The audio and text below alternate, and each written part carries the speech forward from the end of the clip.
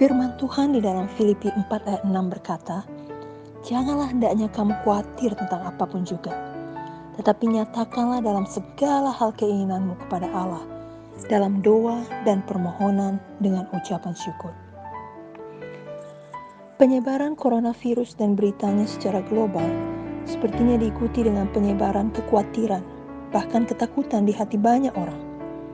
Tidak dapat dipungkiri bahwa hal ini memang berdampak besar bagi banyak bidang kehidupan kita, termasuk kehidupan pribadi di rumah masing-masing, juga dalam area bisnis, industri, bahkan hampir di semua aspek kehidupan di seluruh dunia mengalami dampak dan perubahan. Hal ini benar-benar seperti badai kehidupan yang sangat besar. Namun sebagai anak-anak Tuhan, kita mempunyai jangkar pengharapan yang teguh, yang tidak tergoyahkan, yakni Tuhan Yesus dan firman-Nya. Janganlah kita khawatir. Sebaliknya mari kita berdoa dan mari kita merenungkan firman Tuhan dan sungguh-sungguh melakukan firman. Justru di saat seperti ini, hal terpenting yang harus kita lakukan adalah benar-benar memiliki Tuhan Yesus di dalam hati kita. Memiliki persekutuan pribadi dengan Tuhan Yesus. Tidak terbayangkan bila kita menghadapi semua yang terjadi saat ini dengan sendirian, dengan kekuatan kita sendiri, tanpa Tuhan di pihak kita. Tuhan Yesus adalah juru selamat dan Tuhan di atas segala Tuhan. Bila kita percaya kepadanya dan menerimanya secara pribadi dalam hidup kita, maka Ia adalah juru selamat pribadi kita dan Tuhan yang memegang kendali atas hidup kita. Kita mempunyai jaminan bahwa seluruh hidup dan masa depan kita dipelihara oleh-Nya. Tuhan Yesus menjadi teman kita dan penghibur kita, dan firman-Nya memberi kita iman dalam kehidupan kita setiap hari. Firman Tuhan berkata bahwa Tuhan Yesus selalu menyertai kita sampai kepada akhir zaman.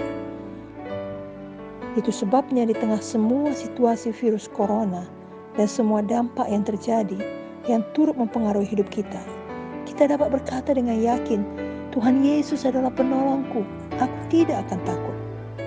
Dan kita juga tidak akan membiarkan kekhawatiran mengalahkan kita. Memang kita tidak dapat mengetahui dengan pasti kapan pandemi virus corona dan dampaknya ini berakhir. Namun bila kita tidak senantiasa mengisi hati dan pikiran kita dengan firman Tuhan, maka pikiran kita dapat dipenuhi dengan kekhawatiran. Kita membayangkan masa depan dengan semua skenario buruk yang mungkin akan terjadi. Walau sebenarnya yang perlu kita lakukan justru adalah semakin fokus mengisi hati kita dengan firman Tuhan. Karena hanya di dalam firman Tuhan ada jawaban, ada kedamaian sejati untuk hidup ini. Dalam Lukas 10 ayat 41-42 dituliskan, tapi Tuhan menjawabnya, "Marta, Marta, engkau khawatir dan menyusahkan diri dengan banyak perkara, tapi hanya satu saja yang perlu. Maria telah memilih bagian yang terbaik, yang tidak akan diambil daripadanya." Dalam pembacaan skedul Alkitab kita di tanggal 9 April, yakni dalam Lukas 12 ayat 1-34, Tuhan Yesus sendiri mengatakan untuk jangan khawatir. Firman yang sama ini juga tertulis dalam Matius 6 ayat 25-34. Mari kita baca dan renungkan dengan segenap hati. Karena itu aku berkata kepadamu, janganlah khawatir akan hidupmu, akan apa yang hendak kamu makan atau minum, dan janganlah khawatir pula akan tubuhmu, akan apa yang hendak kamu pakai. Bukankah hidup itu lebih penting daripada makanan, dan tubuh itu lebih penting daripada pakaian?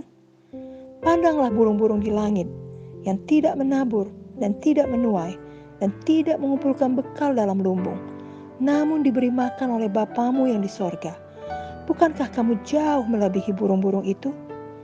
Siapakah di antara kamu yang karena kekhawatirannya dapat menambahkan sehasta saja pada jalan hidupnya? Dan mengapa kamu khawatir akan pakaian? Perhatikanlah bunga bakung di ladang, yang tumbuh tanpa bekerja dan tanpa memintal. Namun aku berkata kepadamu, Salomo dalam segala kemegahannya pun tidak berpakaian seindah salah satu dari bunga itu. Jadi jika demikian Allah mendandani rumput di ladang, yang hari ini ada dan besok dibuang ke dalam api, tidakkah Ia akan terlebih lagi mendandani kamu, hai orang yang kurang percaya?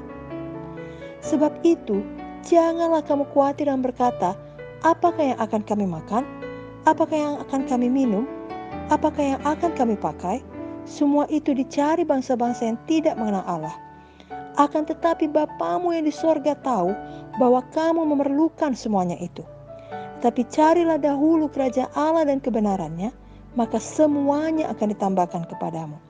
Sebab itu janganlah kamu khawatir akan hari esok, karena hari esok mempunyai kesusahannya sendiri. Kesusahan sehari cukuplah untuk sehari. Dalam ayat 25 dituliskan untuk jangan khawatir akan apa yang hendak kita makan, akan tubuh kita dan apa yang kita pakai. Di mana pada saat keadaan seperti sekarang ini, hal itu kelihatannya wajar untuk dikhawatirkan.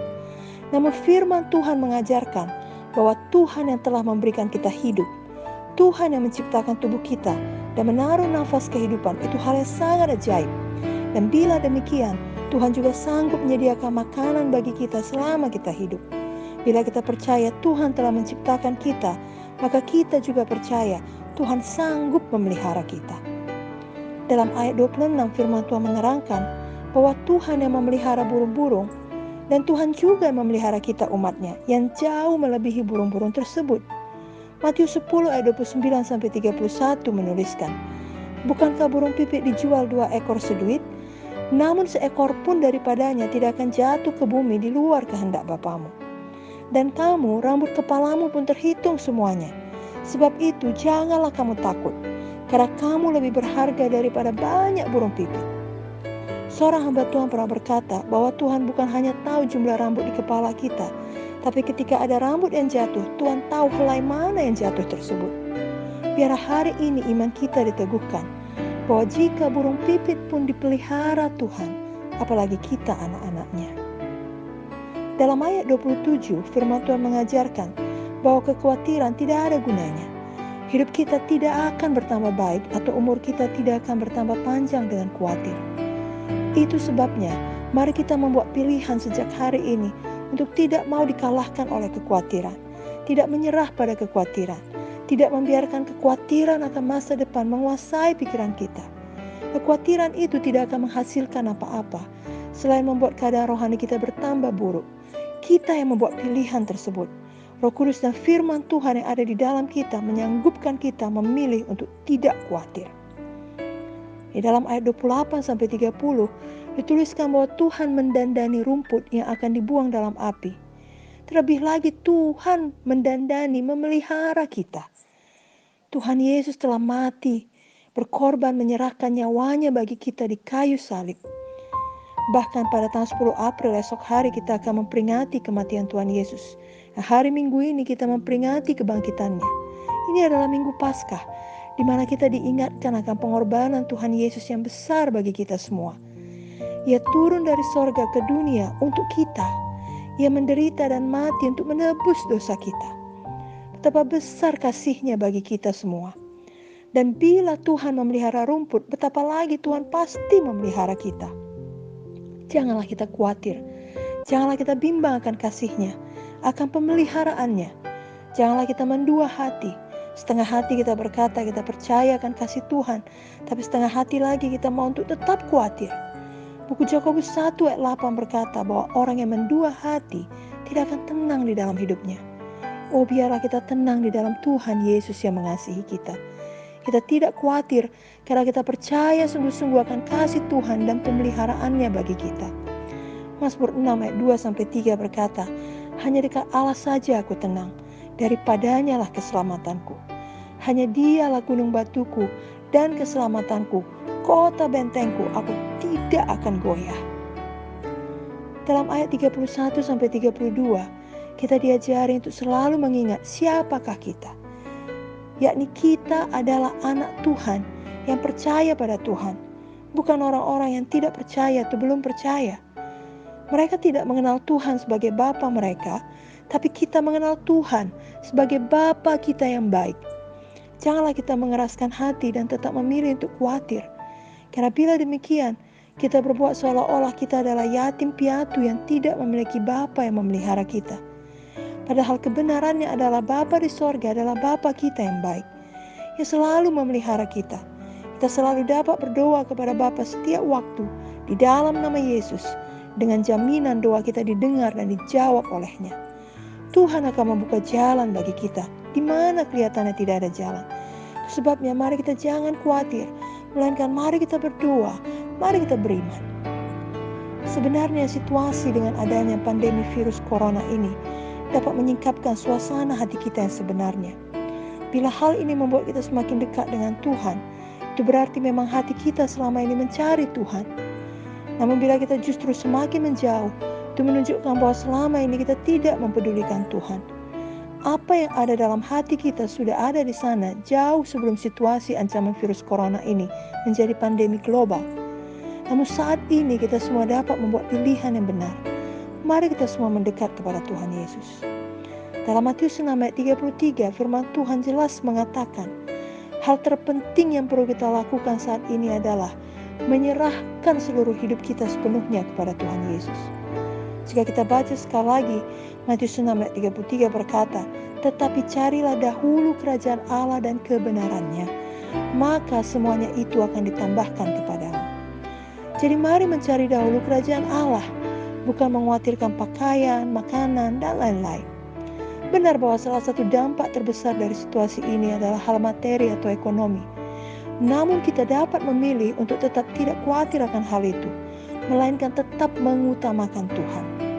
Matius 6 ayat 24 berkata, tak seorang pun dapat mengabdi kepada dua tuan, karena jika demikian, ia akan membenci yang seorang dan mengasihi yang lain, atau ia akan setia kepada yang seorang dan tidak mengindahkan yang lain.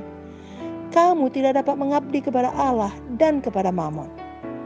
Biarlah di saat sekarang ini kita lebih banyak mengambil waktu untuk bersekutu dengan Tuhan, mencari wajah Tuhan, menyerahkan seluruh hidup kita untuk Tuhan dan untuk membangun kerajaan-Nya dengan hikmat yang Ia berikan kepada kita. Roh Kudus akan mengajari semua anak-anak-Nya sesuai dengan situasi berbeda yang dihadapi tiap-tiap orang di daerah yang berbeda. Ada gereja-gereja yang dapat memakai teknologi untuk siaran live atau streaming sehingga umat Tuhan dapat beribadah. Ada gereja-gereja sel yang tetap beribadah di rumah-rumah pribadi, di apartemen, di tempat kos, per keluarga. Kepala keluarga yang memimpin ibadah tersebut di mana yang berhimpun tidak di dalam jumlah banyak. Ada pula yang beribadah dengan cara datang ke lapangan parkir luas dengan mobilnya masing-masing. Lalu ada sound system yang baik menyampaikan firman. Ada yang beribadah bersama melalui saluran telepon dan banyak hal lainnya. Dan semua itu didasari oleh hati yang mengasihi Tuhan Yesus dan mengasihi jiwa-jiwa. Hati yang tidak mau dihentikan untuk membesarkan kerajaan sorga oleh situasi apapun. Kita percaya selalu ada jalan keluar.